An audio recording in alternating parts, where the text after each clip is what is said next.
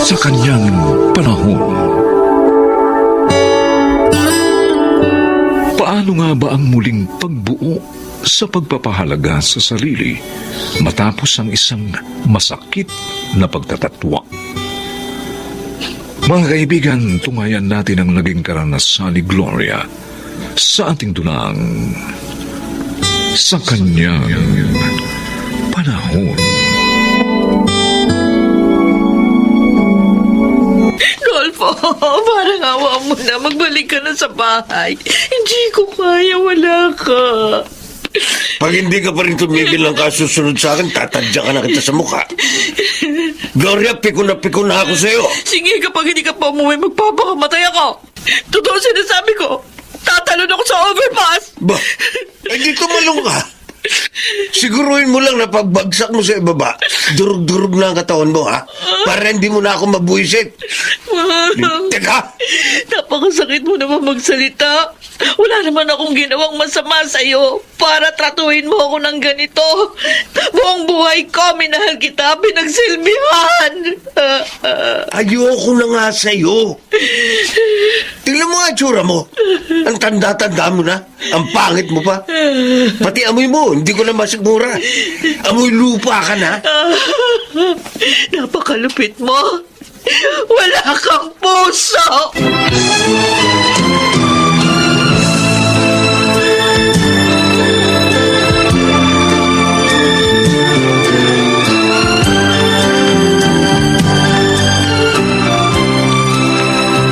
Chang, hindi po ba nagawin rito sa bigasan niyo si Inay?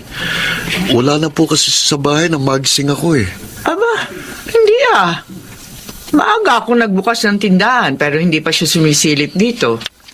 Ang inaalala ko po, baka hinahanap na naman si Itay. Ang mahirap pa, baka madisgrasya sa kasusunod kay Itay. Mabiblis ang mga sasakyan sa highway. Hindi pa naman marunong tumawid si Inay. Ewan ko ba dyan sa inay mo? Hindi na lamang hayaan ng itay mo sa pagmumurang kamyas. Mahirap pigilin ng tao ng gigigil. Si Itay naman kasi, tumatandang paurong. Hindi na bagay sa kanyang edad ang mga ikinikilos niya. Halos hindi na nga po umuwi ng bahay.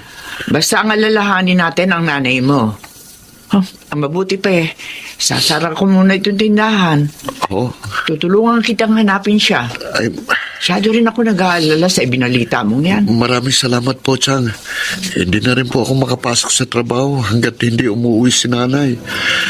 Nagkapatong-patong na po mga projects na inaasikaso ko sa marketing company nang dahil sa kahanap sa kanya. Tama si Dolfo. Kapag tumalon ako sa overpass na ito, kailangan patay na ako pag bumagsak sa ibaba. Sana nga, masagasahan din ang katawan ko ng mga sasakyan para magkadurog-durog na. Yung hindi na ako magkakaroon pa ng pagkakataong mabuhay. Para makalaya na rin ako sa pananakit dito ako sa damdamin. Gusto ko na talagang mamatay.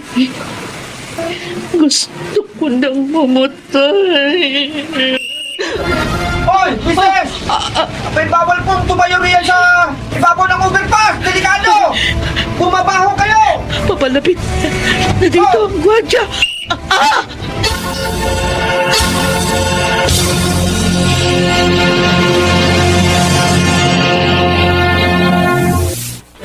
Gloria! Gloria, hoy, gising! Ano ba? Ate, Helen, Wa! Bakit ka rito natutulog sa hagdan ng overpass? Ang daming taon dumadaan dito. Halika na, umuwi na tayo sa inyo. ayoko.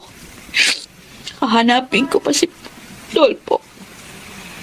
Uwi lang ako ng bahay kapag kasama ko na ang asawa ko. Ano ka ba? Halika na. Nag-aalala na si Carlos sa iyo. Kung saan-saan na rin nakarating yung anak mo sa kahanap sa iyo. Ayoko umuwi, Halika ate. na. Ayoko!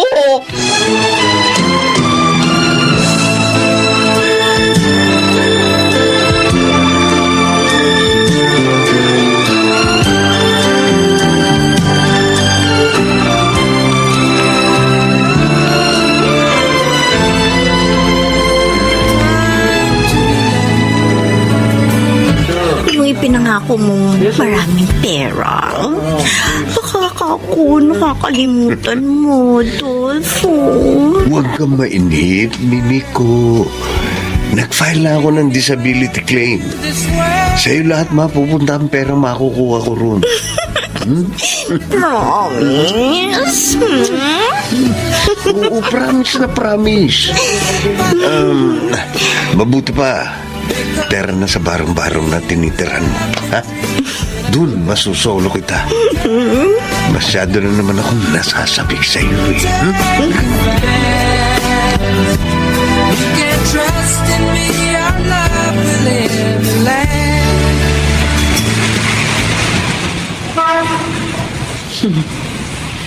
Ngayon, alam ko na kung saan kayo naglalagay ng babae mo. Tama. Mga sadang ito na magsasabi sa mga mukha nyo. Para pare-pareho na tayong mga pangit. Tulad ng palagi mong sinasabi sa akin, Dolfo. Masyado mong binusabos ang pagkatao ko. Pwes, pagtutuos tayo. Oh, bakit parang nakakita ka ng multo na makita mo ako, Mimi? Tulko? Bakit may baril ka nga kasing tila? Pamproteksyon ko to sa'yo, di ba? Kapag may nang dengue sa'yo. Pero kapag nalaman kong dengue mo ako sa party ko, sa perang makukuha mo sa bago mong kalaguyo, siyempre, sa ulo mo puputok ang baril na to. Ay, teka muna. Wala pa nga yung pera eh. Kung naiinip ka, gilalo na ako, di ba? Ibibigay ko naman sa'yo yung party mo. Maghintay ka lang. Alam mo namang mainipin ako eh. Hindi ako pwedeng maghintay ng matagal.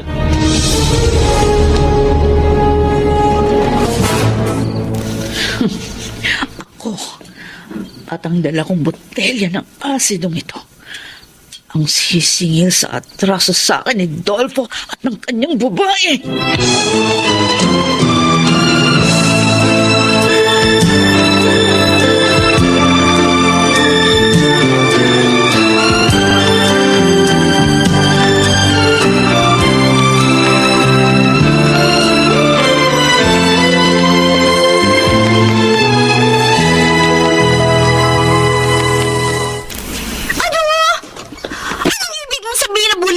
Yung pera makukuha mo sa disability claim mo, Dolfo? Nabisto nga kasi ng doktor ng agency na sumuri sa x-ray result na sinamit ko na hindi akin yung negative nung x-ray. Di ba sabi ko nga sa iyo, namikilang ako ng x-ray para makapag-file ako ng disability claim. Ang problema nga, ngayon ang balik dito ni Turco.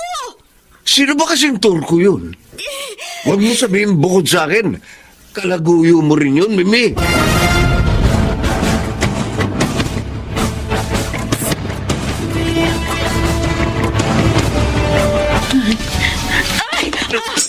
Ano ba naman, Mama? Tingnan mo nga, kamamadali mo. Nabunggo mo ako. Ayun tuloy, nabasag yung dala kong bote ng gamot. Tingnan mo, oh. Hoy, ikaw ah. Kung ayaw mong madamay sa gulong mangyayari dito, umalis ka na! Alis na! Sino ba yung puwisit na yun? Dahil sa kanya, nasira ang plano kong paghihiganti ngayong gabi. Pero, bakit sa barong-barong na kinaroroonan din ni Dolfo siya pumunta? Baka manloloko kayo ah! Oh, Diyos ko! Boses siya ni Dolfo!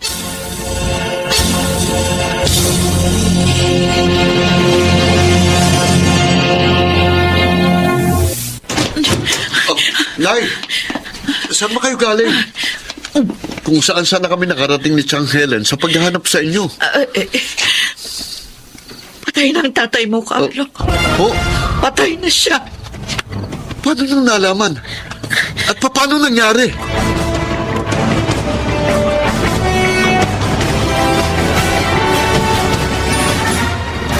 Oh, pinagluto kita ng tinola para ka ako makabawi ka ng lakas mula sa mga nakaraang araw na kung saan ka nga napapadpad.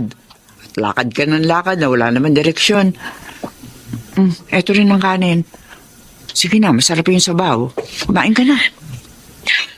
Ate Helen, maraming salamat. Siya nga pala, chinek ni Carlo yung magiging kalakaran ng pensyon mo sana mula sa ahensya ng gobyerno may kinalaman sa mga benepisyo makukuha mo mula sa pagkamatay ni Dolpo.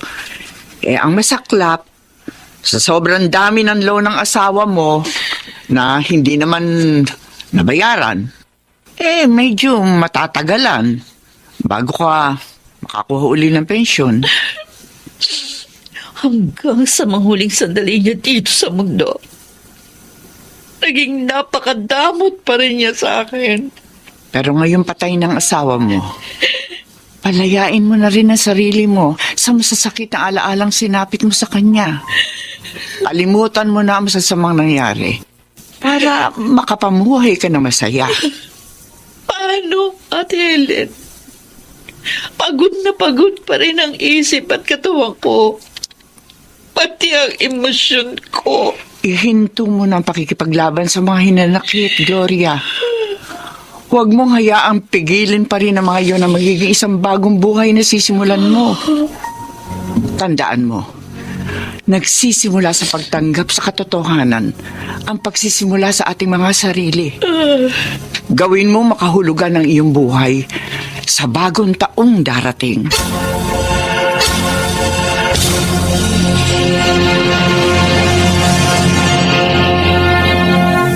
Sa kanyang panahon, may mga magulang na inaabuso ang kanilang pagkamagulang. Kaya naman sa bandang huli, sila'y napapahamak. Pakinggan natin ang naging karanasan ni Terrio sa ating dunang sa kanyang panahon.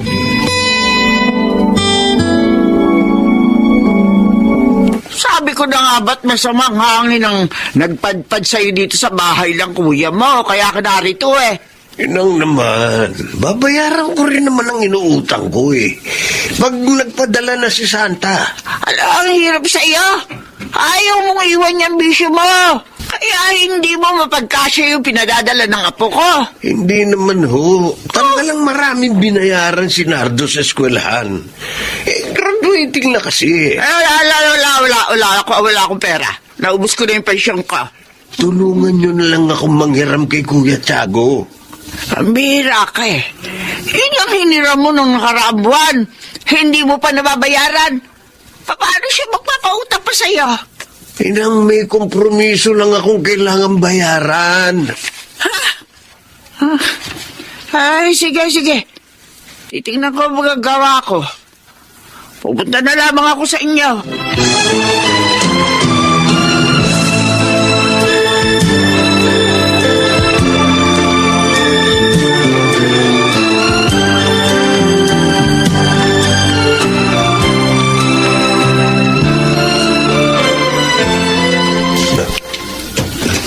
Ay, Lola Pilang, tuloy po kayo.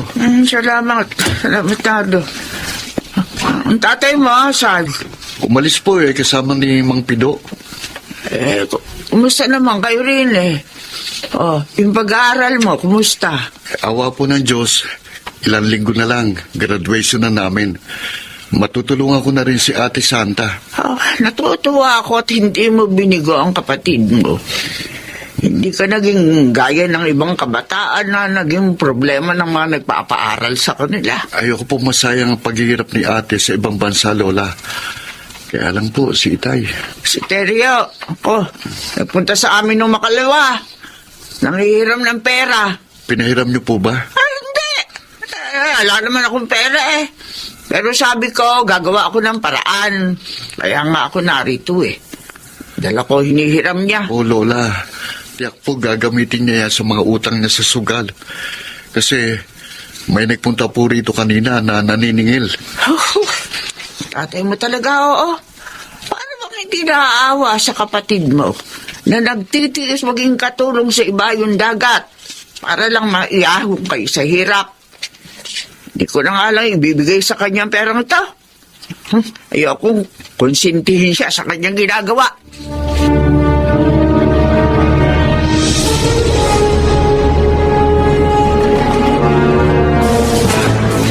Salamat, nakapag-day off ka ngayon, Santa. Nagkita tayo. Oo nga, Karen. Minsan lang kasi sa 3 buwan kung payagan akong lumabas ng mga amo ko eh. Hindi rin pala mabait ang mga amo mo, Arabo. Maayos naman sila magpasahod. Yun nga lang, mahigpit sa katulong. Lagi nakasigaw at minumura ako. Tinitiis ko na nga lang eh. Alang-alang sa pamilya ko. O, malapit nang matapos sa college si Nardo, di ba? Oo. At malamang, naipaayos na rin ni Itay ang bahay namin. Dahil ipinadadala ko sa kanya lahat ng sahod ko eh. Masusulit na pala ang hirap mo dito sa ibang bansa.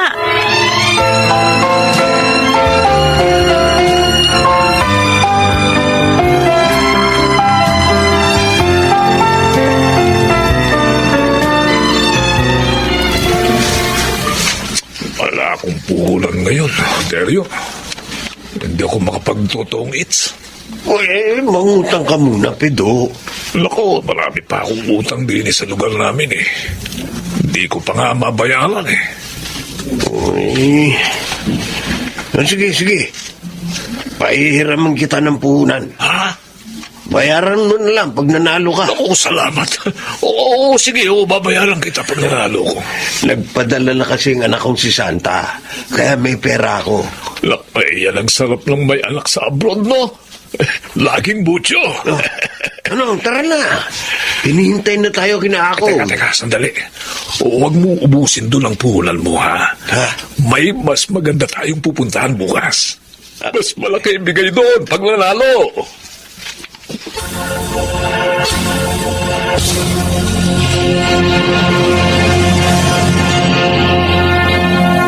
Hindi mo tinanggap ang pag-ibig ni Danny? Bakit naman, Santa? Di ba sabi mo, may damdamin ka rin sa kanya? Oo. Kaya lang apurado siya eh. Gusto na raw niya magkapamilya dahil 31 na siya. Maaari ka na rin naman mag-asawa dahil graduating na sa college yung kapatid mo. Magkakatrabaho na siya. Gusto ko makatiyak na magiging maayos ang buhay nila ni Itay bago ako makapag-asawa.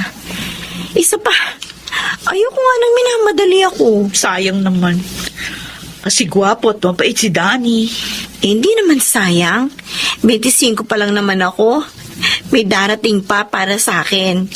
Hindi ako pababayaan ng Diyos. Alam mo, mas gusto ko nga maghintay ng tamang pagkakataon eh. Kesa naman masaktan ng paulit-ulit sa maling pagkakataon.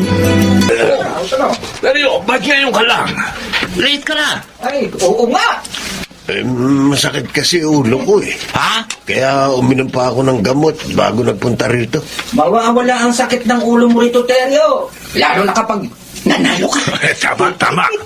Kaya kalimutan mo na yung natalo sa'yo kahapon. Talagang maglalaro ako ngayon. Nararamdaman ko makakabawi ako ngayon eh. Kaya isasapa na ako na tong konting perang natitira sa akin. Teka muna, bakit ganon? Baka naman wala na kayong pangkain niya, ha, Teryo? And, para sa graduation ni Nardo ang perang to. Pag nanalo ko, maghahanda ako ng engrande para sa kanya.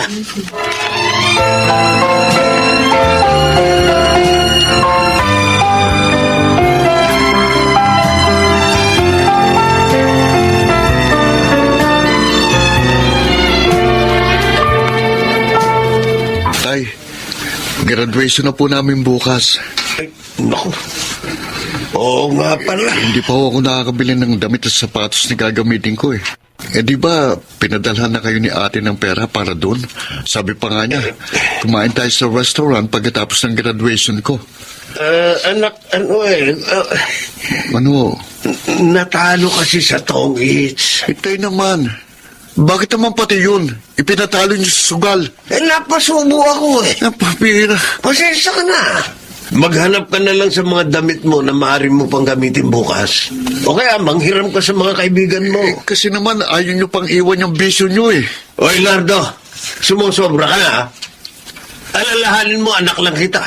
Kaya wala kang karapatang pagsabihan ako ng ganyan. Sisirain niya ng buhay natin. Tama na!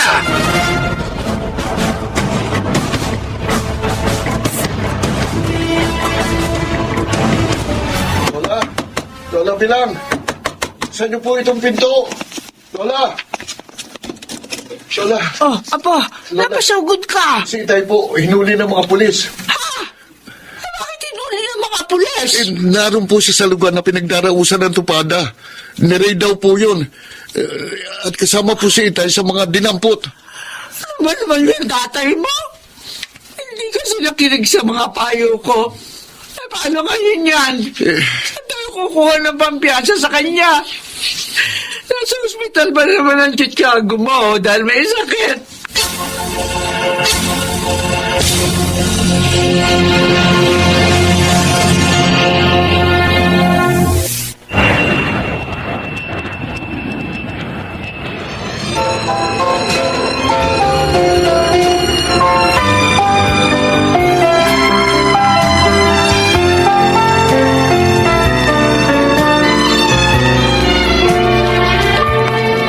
Ate Santa, hindi po sinabi na darating ka ngayon. Sinadya ko talaga to para masurpresa kayo, Nardo. Bakit ganito pa rin ang bahay natin? Walang pinagbago? Ha? Inaasahan ko na ipagawa na ito ni Itay. Dahil pinadadala ko sa kanya lahat ng sweldo ko eh. Ano?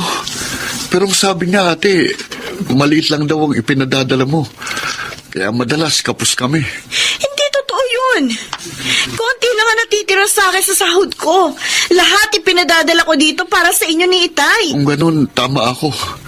Inubos ni Itay sa sugal ang lahat ng kita mo sa abroad. Diyos ko, bakit naman niya ginawa yun? Hindi na siya naawa sa akin. Nasaan si Itay? Wala siya ate. Pumasada ba ng jeep? Nakakulong si Itay. Ano? Bakit?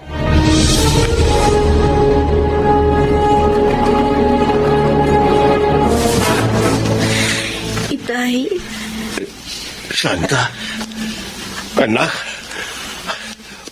akala ko sa isang buwan pang uwi mo. sinadya ko huwag sabihin sa inyong petsa ng pag-uwi ko. Para sana masurpresa kayo.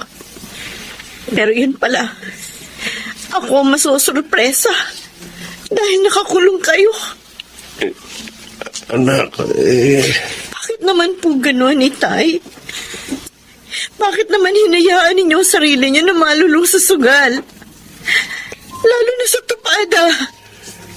pasensya na anak. Hindi ko naman alam na wala palang permiso yung sinalihan ko. Kahit naman po may permit yun, hindi pa rin po ninyo dapat ugaliin ang pagsusugal. Wala po yun na may tutulong sa atin. Tingnan nyo. Sa halip na makaipon kayo sa mga pinadadala ko, nagkautang pa kayo. Anak, Hindi nyo man lang pinahalagahan ang mga paghihirap ko sa ibang bansa. At ngayon, magpapiyansa pa ako para makalaya kayo.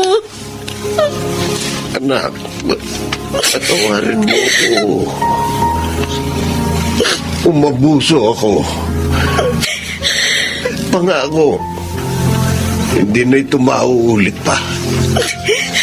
Lalayuan ko na ang kahit anong klase na sugal.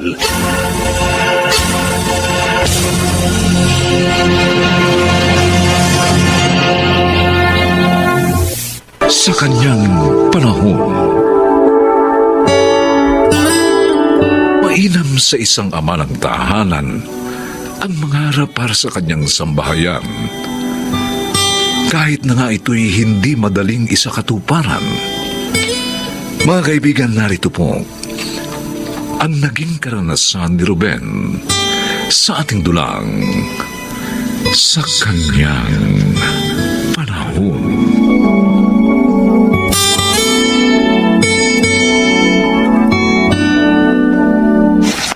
Mahaba na rin pala ang karanasan mo sa panaderya?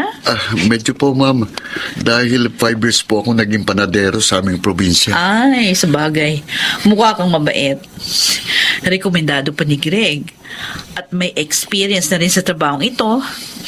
Kaya, okay, sige. Tanggap ka na. Naku, maraming salamat po, Ma'am Madel. Pangako po, magsisipag po ako. Aasahan ko yan. Ay, siya nga pala. Oh. Stay in ka rito, ha? Okay po. Buti nga't hindi na ako mangungupahan pa. Buti rin. Dahil lagi tayo magkakasama. May sinasabi po kayo, ma'am? Ang sabi ko, mabuti naman at payag ka. Actually, nasa abroad yung kapatid ko na may-ari nitong bakery. At hirap ako na walang assistant dito eh. Kaya, ikaw ang gagawin ko assistant.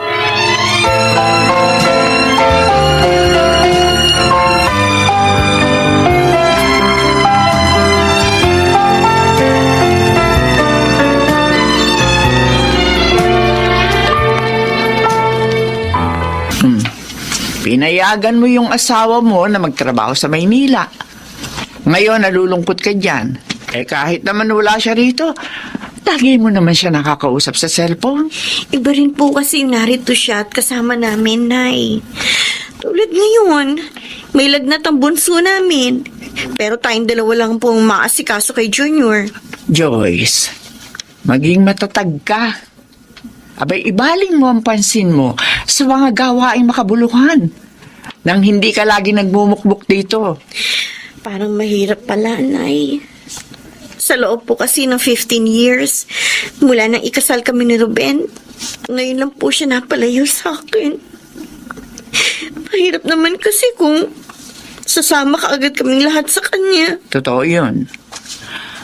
Baka umuwi lang kayo rito ni Bigo at Luhaan. Tulad ng iba nating mga kababayan. Kaya nga sabi ko, maging matatag ka. Dahil kahit matagal na kayo mag-asawa, kailangan nyo pa rin makipagsapalaran para sa katuparan ng inyong mga pangarap. Ang gawin mo kapag nalulungkot ka, manalangin ka. Sa kanya bubuksan ang puso mo at madarama mo. Gagaan ang dalahin mong lungkot.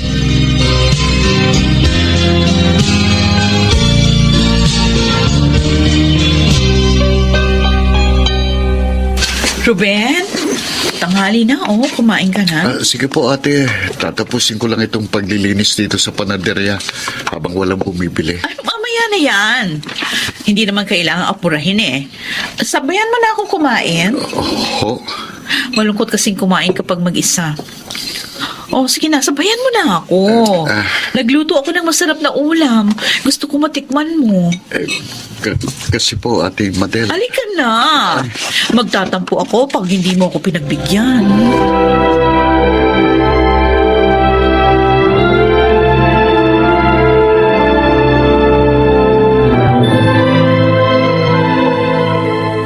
Mahal. Mabait ang amo ko dito at maayos magpasahod. Kaya nagpadala na ako sa'yo. May konti rin akong itinabi dito. Natutuwa naman ako at maayos ang kalagayan mo dyan. Alam mo, Ruben, miss na miss ka na namin ng mga bata. Miss na miss ko na rin kayo. Kaya lang kailangan magtiis para mapaghandaan kong pagdating nyo rito. Mag-iingat ka lagi dyan, ha? At huwag mong pababayaan ang sarili mo. Oo, mahal. Ruben? Ay. Pwede ba ako magpasama sa'yo ng mamili? Sige, Joyce. May iutos sa akin ng amo ko Tatawagan na lang kita uli. Bye. Ate Madel, sige po. Anong oras po tayo aalis? Akala ko hindi mo na ako mapapansin. Pasensya na po. Tinapos ko lang kung pakikipag-usap ko sa misis ko. Alam mo, maswerte yung misis mo. Oo. Mabait ka na. Guwapo pa.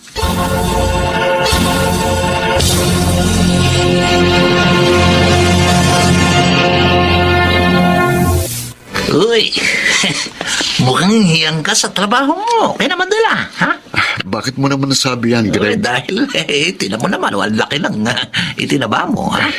Ayaw niya kasing tanggihan ko mga ipinapakain niya sa akin Ha? Nahihiya na nga ako Pre, huwag ka magalit, ha? Ha? Pagkain lang ba ang ipinakakain niya sa'yo, ha? Greg, ano ibig mo sabihin? Alam mo, lahat ng nagtrabaho kay Madel, nakakarelasyon niya. Ano? Nakakarelasyon niya. Kayo, may relasyon na ba kayo? Ano mo na? Sige na, hindi ko naman ipagkakalat Kung ganun, tama pala ako sa hinala ko. Na? Na may gusto sa akin. Naku. Kaya, Napakalapit niya sa akin. Naku, pre, patulan mo na. Ha? Patulan mo na, pre. Wala naman dito asawa mo eh. Magkakapera ka na kay Madel. Naku, mababawasan pa ang pangungulila mo sa misis mo.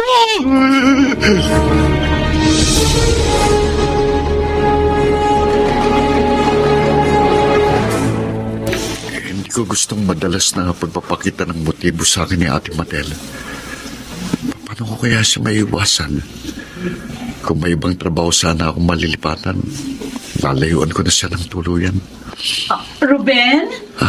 Si Ate Madel, lumabas sa banyo na nakatuwalya lang. Ruben! May uutos ako sa'yo. Ate, bakit po kayo lumabas ng banyo na nakatuwalya lang? Kasi nakalimutan ko yung cellphone ko doon sa kwarto. Ha? Pakikuha mo, please.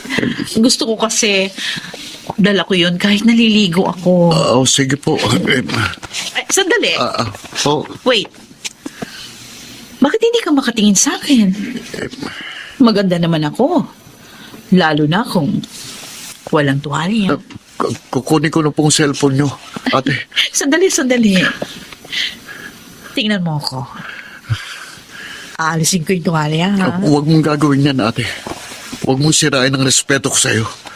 Kapag ginawa mo yan, aalis ako dito ngayon din.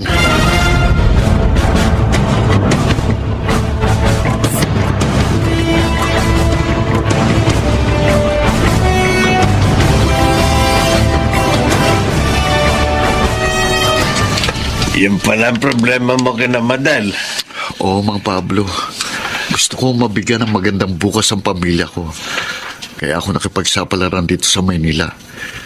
Pero dahil sa panunukso ng aking amo, para pong napipintong mabigo ang pangarap ko. At ayoko pong mangyari yun. Gusto mong umalis doon, pero wala kang trabaho. Opo, Mang Pablo. Sa mga customer namin, kayo pong nakagaanan ko na ng loob. Kaya po, naikwento ko sa inyong problema ko. Sa bagay na yan matutulungan kita. Totoo po. Oo. Supervisor ako sa isang pabrika. At siyempre naman hiring kami ngayon. Talaga ho? Kaya may papasok kita doon. Pati na ang iyong asawa kung gusto niya. Napakalaking tulong po niyan sa amin, Mang Pablo. Makakasama ko ng miss ko. Pareho pa kami magkakatrabaho. Tatawagan ko po sa kagad para makapunta dito. Pero, Mang Pablo, pwede po bang unahin niyo akong i-rekomenda para ho, mapagandaan ko pagdating dito ng miss ko? Oo. At sa inyo ko na rin ipauupa ng mura ang isa kong paupahan bahay. Maraming salamat po. Napakabuti niyo. Hanga ako sa katapatan mo sa iyong asawa at sa kagustuhan mo makaiwas sa tukso. Kaya naman gusto kitang tulungan.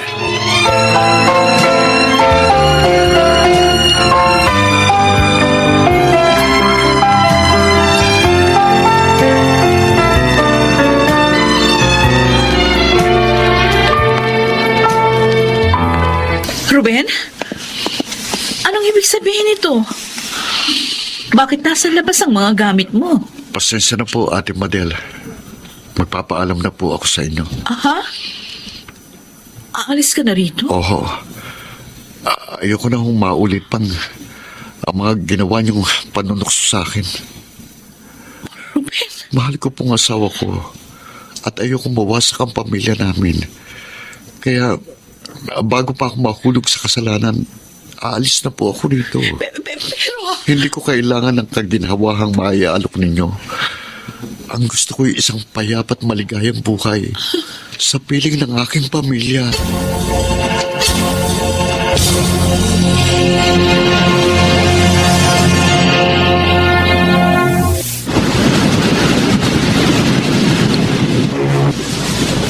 Kayo na po muna ang bahala sa mga anak ko, Nay. Huwag kang mag-alala. Hindi ko pababayaan ang mga apo ko. Lagi po kami magpapadala ni Ruben ng panggastos nila. Huwag mo kalilimutan yung bidding ko, ha? Na kahit magkasama na kayo ni Ruben, maging matatag ka pa rin. Mahal, luto na itong mga ulam. Handa na rin ang dessert natin.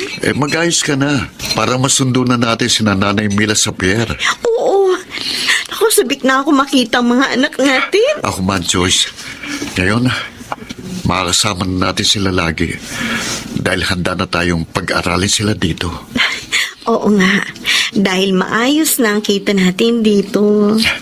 Buo ng muli ang pamilya natin. Hindi na bigong pakikipagsapalaran natin dito sa Maynila.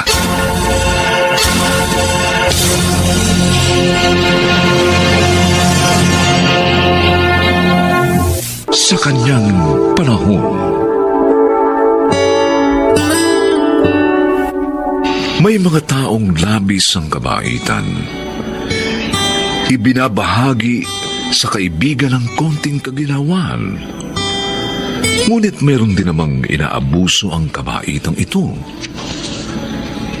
Mga kaibigan, narito po ang naging karanasan ni Albert sa ating dunang sa kanyang panahon.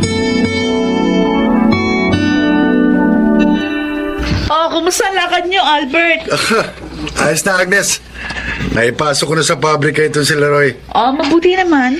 Malakas pala talaga dun tong kaibigan ko, Agnes. Totoo yan, Kuya Leroy. Maganda kasing record ni Kuya Albert dun eh.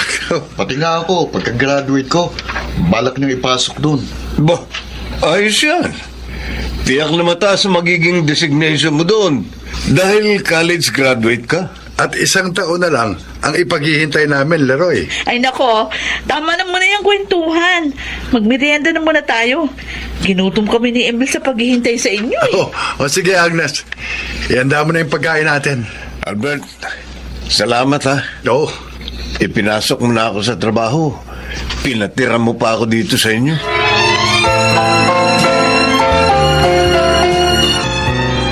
Salamat naman, Inay. Pinasyalan niyo ako. Oo. Isang buwan ka nang hindi dumadalaw sa bahay eh. Pati asawa mo. Naku, pasensya na ho kayo. Marami kasing trabaho si Albert sa pabrika. Nito nga ang mga nakaraang linggo, kasama siya ng boss niya. Ako naman, busy sa business kong mga damit at sapatos. Kaya nga ako na namasyal din eh. O ano, kumusta naman kayo anak? Ayos naman po. Kahit busy kami ni Albert, maligaya pa rin ang pagsasama namin. At syempre, may time pa rin kami para sa apo ninyo. Salamat naman. Yung kaibigan ni Albert na narito, mabuti ba naman kasama? Kasundo niyo ba ng kapatid ni Albert? Oo po naman, Nay. Ay, may tumatawag yata sa cellphone mo, anak. Ay, si Leroy, yung kaibigan ni Albert. Bakit kaya? Nay, sandali lang ha, sasagutin ko. Sige. Hello, Leroy! Ba't ka tumawag? Agnes, Ano? huwag ka sana mabibigla. Bakit? May nangyari ba kay Albert? Inutusan siya ng boss namin sa isang kliyente. Oh. Kaso, nabangga ang sasakyan niya. Naku! Ang asawa ko! Nasaan ngayon si Albert?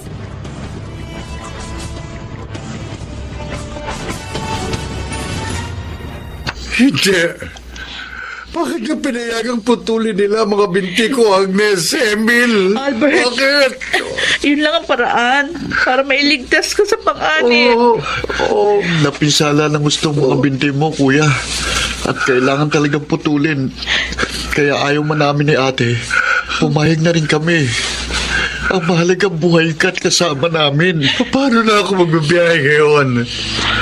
Paano pa magtatrabaho? Wala na akong silbi. Wala na akong Sabihin silbi. yan. Wag, Albert.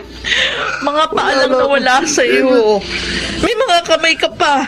Isip at mata. Diba? O, kaya may silbi ka pa. Tutulungan ka namin ni ate na makapagsimula ulit, Kuya. Diba? Hindi ka namin iiwan. Po, Nanay Nati. Ay, Maris, ikaw pala. Galing po ako dito kanina umaga.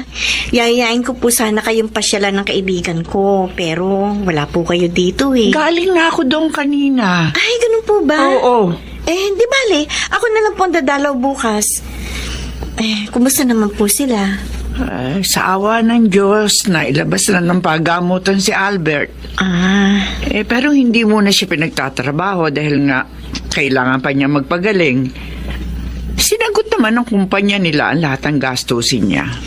Di, mabuti ho at pwede pa siya magtrabaho sa kalagayan niya ngayon. I mean, lumpo na ho kasi siya.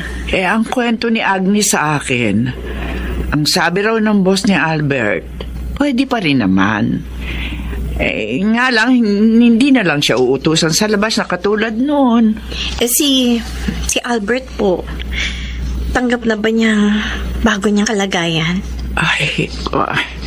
Tinutulungan siya ni na Agnes at Emil para mawala ang kanyang self-pity. Pero naaawa ko kay Agnes. Alam ko mahihirapan siya sa pag-aasikaso sa kanyang asawa.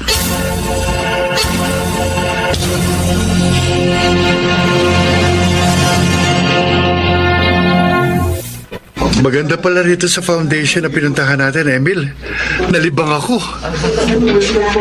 Salamat naman at nagustuhan mo dito, kuya. Oo. Nakikita ko kung paano masasayang kumikilos ng normal ang mga may kapansanan katulad ko. Para bang hindi sila naaawa sa kanilang sarili. Dahil tanggap na nilang lahat ng maluwag sa kanilang damdamin.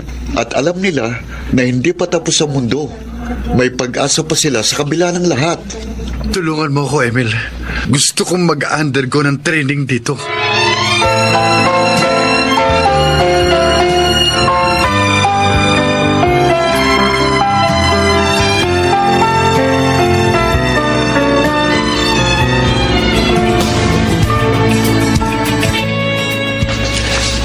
Namili ko ng mga kailangan dito sa bahay, Agnes. Salamat, Leroy. Pero sana hindi ka na nag-abala pa. Nabibili ko naman yung mga kailangan dito. Dahil bukod sa may kita ako sa business ko, may pera namang tinanggap si Albert sa pabrika.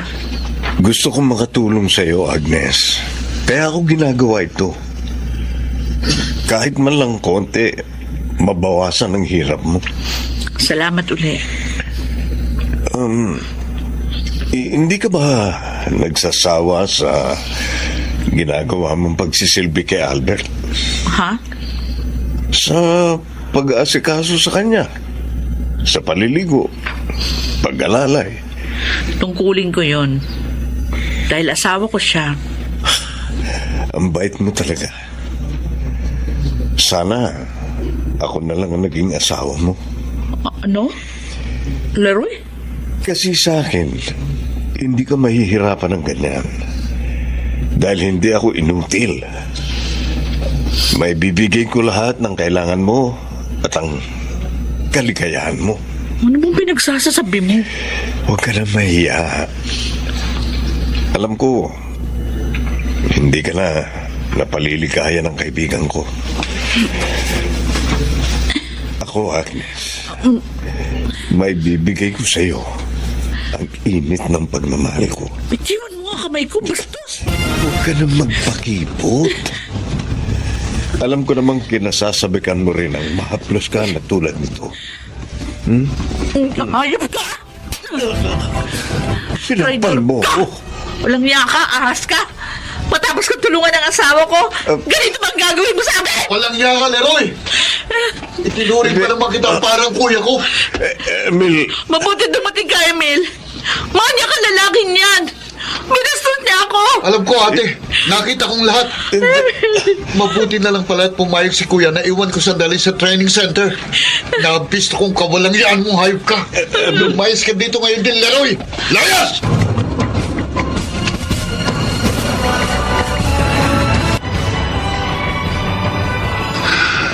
Ang kapal ng mukha mong tumawag pa sa akin.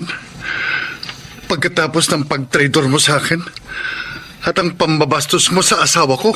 Patawarin mo sana ako. Natukso lang ako. Ang sabihin mo, ahas ka. Dahil kung itinuturing mo akong kaibigan, hindi mo gagawin yun. Mula ngayon, Leroy, tapos na ang pagiging magkaibigan natin. Huwag mo na kaming gagambalain pa kahit kailan. Ang kapal talaga ng mukha ng Leroy na yun.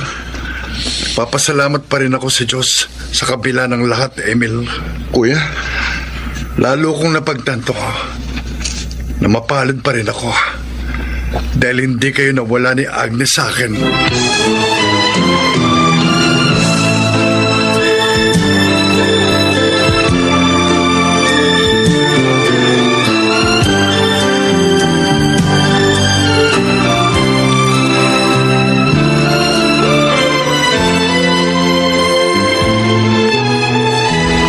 Ang tanga din naman ni Leroy. Narito naman ako na may crush sa kanya. Sukat ba namang ikaw pa ang tinalo? Traidor eh. Walang utang na loob. Sana ako na lang ang niligawan niya. Hindi pa nasira ang pagiging magkaibigan nila ni Albert. Maris, huwag mo nang isipin yung ganong klaseng lalaki. Buti nga hindi mo siya naging nobyo. Dahil kung naging kayo, baka saktan ka lang niya. Saktan lang din niya yung damdamin mo.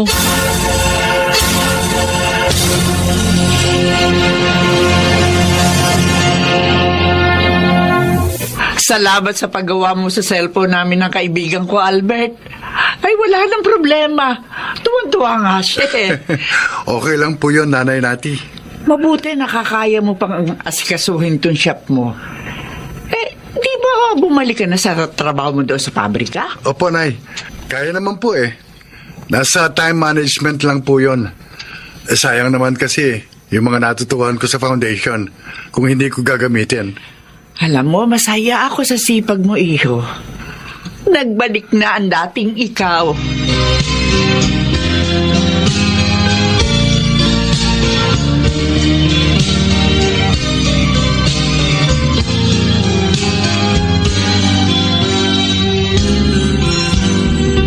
Kinuha mo palang trabahador sa shop yung dalawang bagong graduate sa foundation. Oo, Agnes. Para naman makatulong ako sa kapwa ko na may kapansanan. Wala pa silang puhunan sa negosyo eh. Kaya kinuha ko na sila. Total, kailangan ko rin naman ng dagdag na tauhan sa shop natin. Masaya ako dahil hindi nagbago yung pagtitiwala mo sa iyong kapwa. Sa kabila ng ginawa sa atin ng kaibigan mo si Leroy.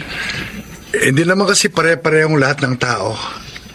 Isa pa, kahit nawala ang matalik kong kaibigan, hindi naman nawala sa akin ang aking pamilya. At iyon ang biyayang ipinagpapasalamat ko sa Diyos.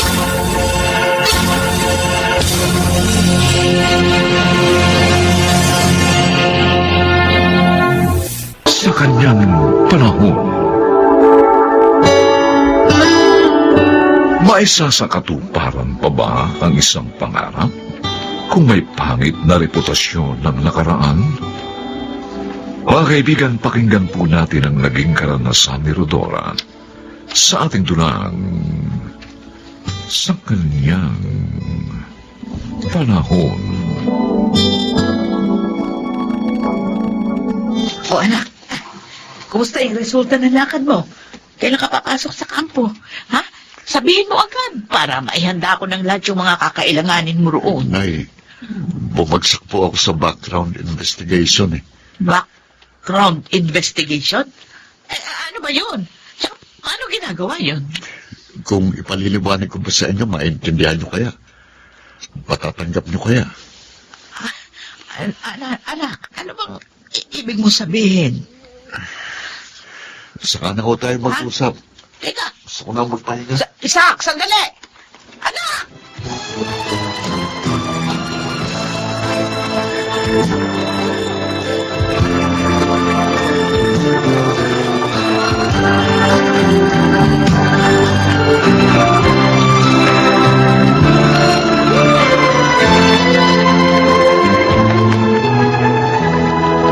Ano nga ba? Malapit na ba maluto yung mitsadong baka mo? Apurahin mo na yun at makaparating ng apo mo. Eto na nga. Malambot na, kaya ihuhulog ko na yung mga sahog. Pagkatapos titimplahan ko na. Para ko nang nakiniginita. Ang tigas-tigas ng apo mo kapag naka-uniforme. Lalo pa siyang gugwapo, abay. Ang gusto lang naman niya makapagserbisyo sa kapwa. Napakamatulungin ni Zach. Madadagdag siya sa hanay ng mga kapulisan na may mabubuting puso. Totoo ang sinabi mong yan, abay. Kaya talagang pinagmamalaki ko ang batang yun eh. Maganda yung nakalakan niyang pakikipagkapwa. Abay, may mabuting puso ang apo natin. At naniniwala akong yun ang gagabay sa kanya sa kanyang mga layunin.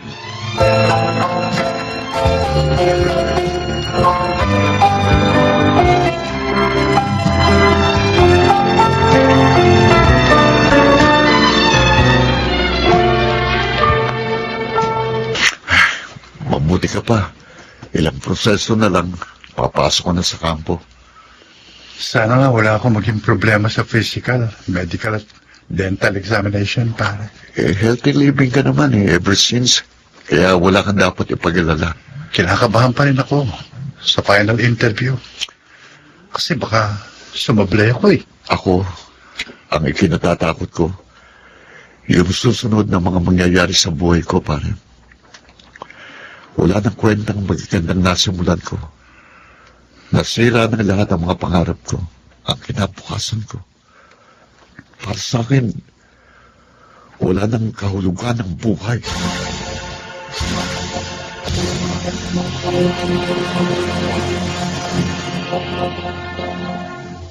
Leroy, Aba, Alino Dora, kayo pala.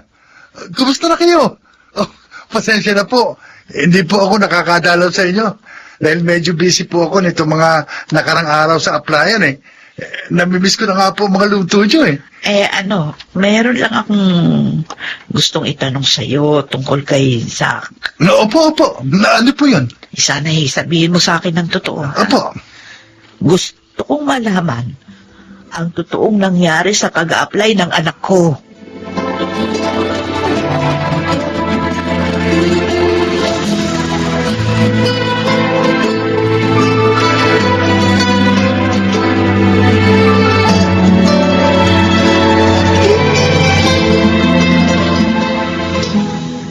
Hi, Kuya! Tingnan mo, oh. Finally, nabili ko na ang best gift ever na ibibigay ko sa'yo sa oath-taking mo! Jaran! Nagsaya ka lang ng pera, Jessie. Ah. Hindi mo na dapat binili ang stainless steel watch na yan. Oh, wait. Di ba nang tanungin kita kung anong regalo ang gusto mo ibigay ko sa'yo sa oath-taking nyo?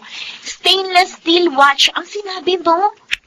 Dahil akala ko, wala akong magiging problema sa pag-a-apply ko. Oh, Ginawa ko naman ang lahat ng makakaya ko, di ba? oh. Ipinasa kong lahat ang examen.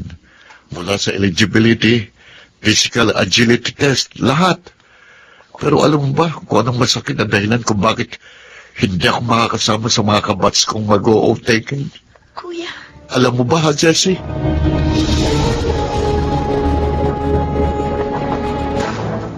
O ano, Abay?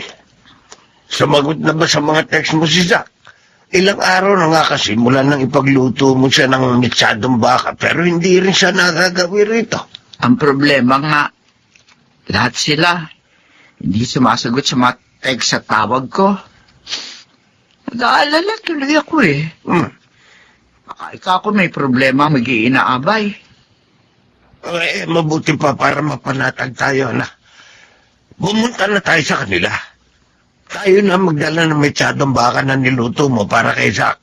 Saka para makatikim na rin sila lahat. Total, itinabi mo naman lahat sa freezer, di ba? Ay, tama ka, Abay. Okay. Tayo na nga siguro ang pumaraon sa kanila.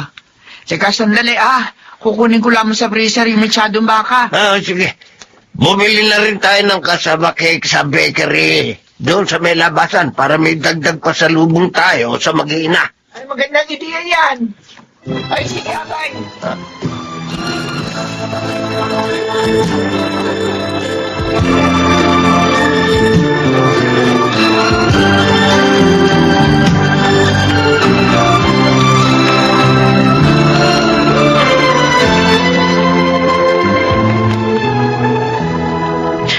Zach, nakausap ko si Leroy. Ilang araw bago siya pumasok sa kampo. Sa katapusan ng oath taking nila, kasama iba pa namin kabats. Sinabi niya sa akin ang tunay na dahilan kung bakit bumagsak ka sa background investigation. Sinabi sa inyo ni Leroy? Bakit ayaw mo ako sumbatan? Bakit ayaw mo ipamukha sa akin na kaya hindi ka natanggap sa pag-a-apply sa kapulisan dahil sa pagiging shoplifter ko noon? Bakit hindi nadaan mo sa pagsasamalaki mo? Ayaw mo akong kasuklaman dahil ako ang dahilan ng kabiguan ng pangarap mo. Dahil hindi ko kayo kayang sumbatan, inay. Hindi ko kayang saktan ang kalooban ng taong mula sa pagkabata ko. At kahit hanggang ngayon, puro kapakanan ko pa rin ang iniisip. Wala akong karapatang husgahan kayo. Dahil lamang sa naging hanap buhay niyo sa nakaraan. Pero ako, sinisisi ko ang sarili ko sa nangyaring ito. Kung hindi dahil sa aking pangit na nakaraan, sana nasa kampo ka na rin ngayon. Tulad ni Leroy. Nagmamatya ka na rin ngayon doon. Kasama niya.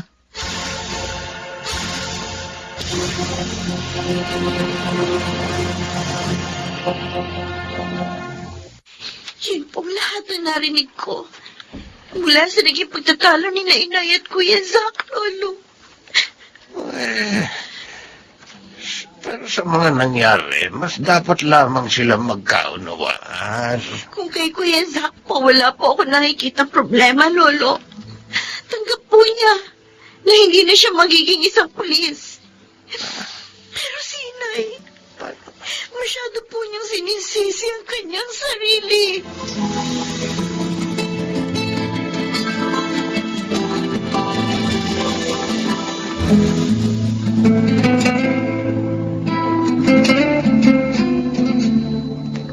Bakit ganon, Inay?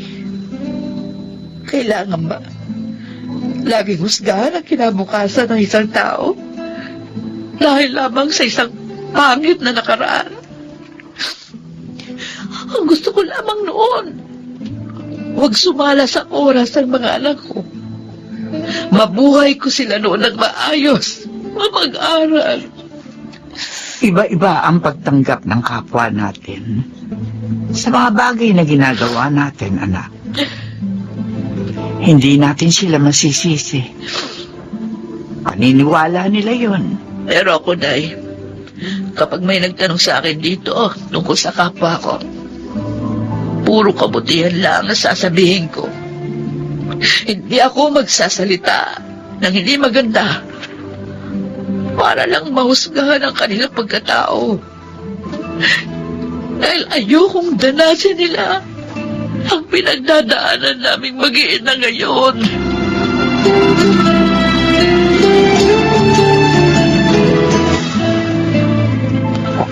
Talaga, Kuya? Sasabay ka sa akin kumuha ng master's degree? Oo, gusto ko kasi magturo sa criminology. Total, isa rin yun sa mga option ko noong paman. Alam mo, Kuya, natutuwa ako dahil bumalik na ang dating sigla mo. Nakikita ko na ulit ang kislap sa mga mata mo. Hindi naman tayo kailangan mag-settle sa mga nangyaring kabiguan sa ating buhay, Jessie. Nasa atin pa rin ang lahat ng pagkakataon para magpatuloy. Huwag na huwag nating isusuko ang lahat.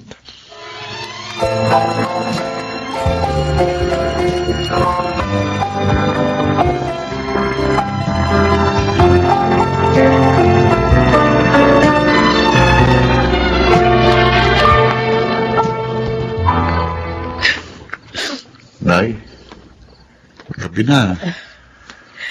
Bakit hindi pa kayo natutulog? Oh, umiiyak ba kayo? Panay ang pahay nyo ng mga luha nyo eh. Kasi anak, hanggang ngayon, hindi pa ako ganap na nakakahingi ng tawad sa iyo tungkol sa mga nangyari. Hanggang ngayon, guilty pa rin ako. Nay, kalimutan nyo na yun. Hindi talaga ako nakalaan para doon. Kasi nga, tulad ng lolo at lola mo, inusap ko rin na makita ka na naka-uniforme. Maganda ang tindig, matikas. Masaya na rin po ako sa pagtuturo sa kolehiyo.